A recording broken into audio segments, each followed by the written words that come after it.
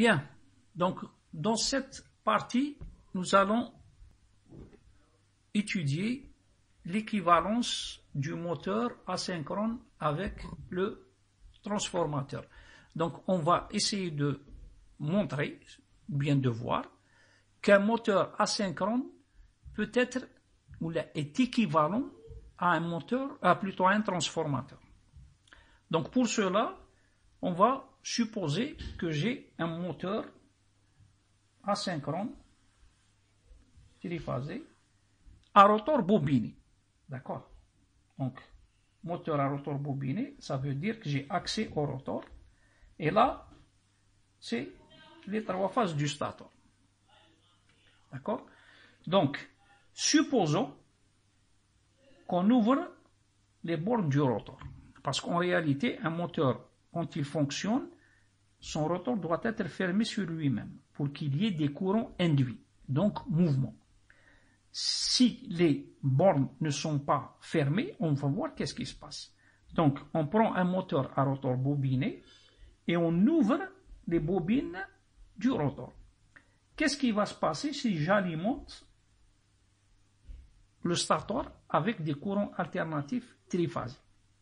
Donc, dans les cours précédents, on a vu que si on alimente le bobinage statorique avec des courants alternatifs triphasés, on va créer un champ tournant. Donc c'est un champ tournant variable. Ce champ, il va rentrer à l'intérieur du rotor. Donc là, on a un bobinage triphasé couplé en étoile, comme on l'a déjà précisé.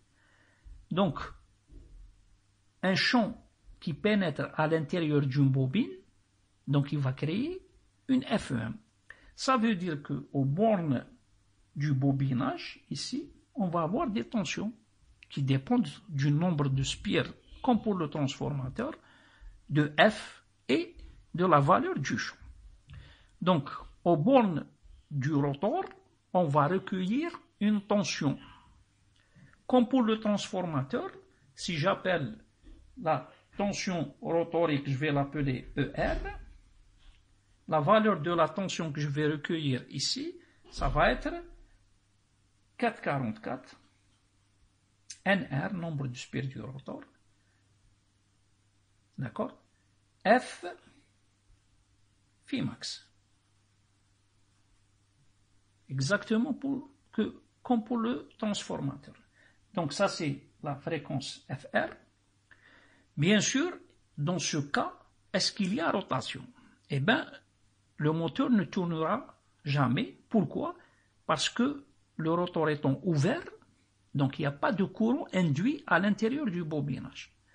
Donc, s'il n'y a pas de courant induit, donc j'ai le champ, le courant, il n'y a pas, donc il n'y a pas de force. S'il n'y a pas de courant, ça veut dire qu'il n'y a pas de force, malgré qu'il y a un champ. Ce qui fait donc, on n'a pas de rotation.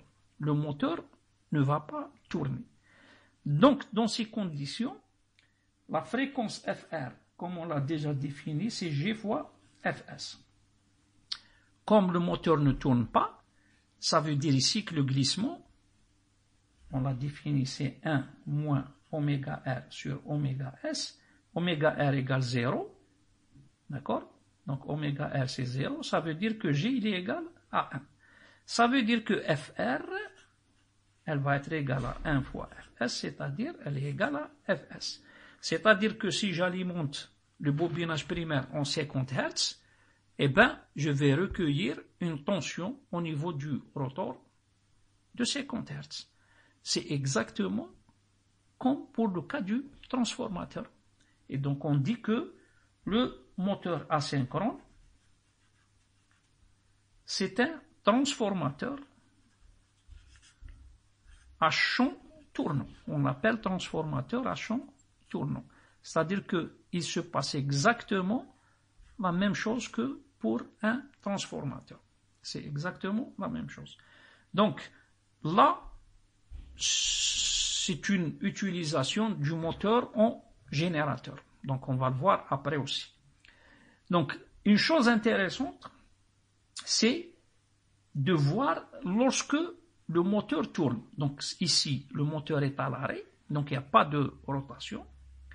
Donc, la FEM obtenue au niveau du rotor, elle a la même fréquence, d'accord? Et bon, elle a une valeur qui dépend de R et de phi max. Maintenant, si on fait tourner le rotor, donc si on fait tourner le rotor. Donc si je prends un dispositif quelconque, d'accord, donc je vais accoupler le rotor à un système, à un moteur autre, et je fais tourner le rotor. C'est-à-dire que ce rotor, je vais le faire tourner avec un dispositif externe, c'est-à-dire un moteur auxiliaire. Donc j'alimente le primaire, le rotor étant ouvert, et je prends un système mécanique qui va faire tourner ce rotor. Donc si ce rotor tourne, dans ce cas, qu'est-ce qui va changer par rapport au premier fonctionnement? C'est que dans ce cas, la fréquence FR n'est plus égale à Fs. Je vais avoir donc une tension E rotorique qui va être égale à 444 fois nombre de spires rotoriques fois Fr qui est égal à G fois Fs, d'accord, ça c'est Fr, fois phi max. Et donc, dans ce cas, on va avoir des tensions variables. C'est-à-dire, si G varie, parce que si je varie la vitesse d'entraînement, donc si la vitesse d'entraînement varie, par exemple si elle augmente, eh bien, je vais avoir ici, si oméga R augmente, donc je vais avoir un glissement qui diminue. Et si le glissement diminue ici, alors bon, donc si oméga R augmente, on aura le glissement G qui va diminuer, ce qui nous donne une FEM qui va diminuer. Donc, on obtient une tension à fréquence variable. Et ça, c'est quelque chose d'important dans l'industrie. Des fois, on utilise ce type de fonctionnement pour produire des tensions, surtout à fréquence élevée. Donc, si je fais tourner le rotor dans un sens, dans le même sens que le champ, toujours le glissement, il va diminuer. D'accord? Si on augmente la vitesse, le glissement va diminuer, donc la FEM va diminuer, et la fréquence, qui est égale à G fois Fs, va diminuer. Par contre, on peut faire tourner le rotor à l'inverse de la vitesse du champ tournant. C'est-à-dire, on va créer, le bobinage, il va créer un champ tournant dans ce sens. Nous, on va faire tourner le rotor dans le sens inverse. Et dans ce cas, on va obtenir un glissement qui va être égal à 1 plus oméga R sur oméga S. C'est-à-dire que à chaque fois que la vitesse augmente, le glissement va augmenter. Et si le glissement augmente, on aura FR qui est égal à G fois Fs, elle va augmenter. Et on peut, avec cette technique, obtenir des fréquences très élevées. Donc, ce type de système est utilisé dans le soudage haute fréquence. On l'utilise dans les applications de soudage à haute fréquence. Par exemple, dans l'industrie automobile, si on veut souder deux tôles entre elles, on fait circuler un champ qui a des fréquences très élevées. Et lorsque la fréquence augmente, on sait que les pertes fer vont augmenter de façon importante, ce qui va chauffer les deux tôles. Donc si je mets deux tôles entre elles, je fais circuler un champ variable, et bien les pertes fer vont faire que les deux tôles vont chauffer, elles vont fondre, ensuite lorsque elles sont refroidies, elles sont complètement soudées entre elles. Donc c'est ce qu'on appelle le soudage haute fréquence. Mais ça reste bien sûr des applications particulières. D'accord? Bon, en résumé, un moteur asynchrone monophasé se comporte exactement comme un transformateur. Donc on peut dire que le moteur asynchrone monophasé est plutôt la machine asynchrone monophasée est un transformateur à champ tournant. Donc, le principe qu'on a vu tout à l'heure, c'est exactement le même principe que le transformateur. Sauf qu'ici, la particularité, c'est que le champ produit, c'est un champ tournant. Donc, on l'appelle transformateur à champ tournant. Bien. Maintenant, puisque ce transformateur, ou plutôt ce moteur se comporte comme un transformateur, alors on peut imaginer que le schéma équivalent va être inspiré du schéma équivalent du transformateur. Donc, schéma équivalent par phase du moteur asynchrone ramené au stator. Bon, comme on a vu pour le transformateur, on a vu le schéma équivalent du transformateur ramené au primaire ou bien au secondaire. En général, comme je vous l'ai dit, on utilise les schémas équivalents pour le transformateur ramené au secondaire. Pourquoi? Parce que dans le transformateur, on essaie d'étudier les chutes de tension au niveau du secondaire. Ici, on utilise généralement le schéma équivalent ramené au stator. Tout simplement parce que dans le cas du moteur, par exemple, asynchrone à cage, on n'a pas accès au rotor. Donc, tous les calculs, toutes les études vont se faire au niveau du stator. Donc, on préfère ramener le schéma équivalent du moteur au niveau du stator. Donc, pour cela, on va définir ce que l'on appelle le rapport d'équivalence. Donc, pourquoi rapport d'équivalence? Donc, A.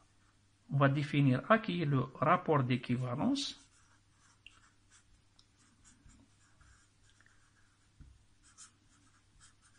Donc, rapport d'équivalence, pourquoi? Parce qu'il est équivalent au rapport de transformation du transformateur. Donc, nous, on a défini le rapport de transformation du transformateur, on l'a noté M égale à N2 sur N1, égale V20 sur V1.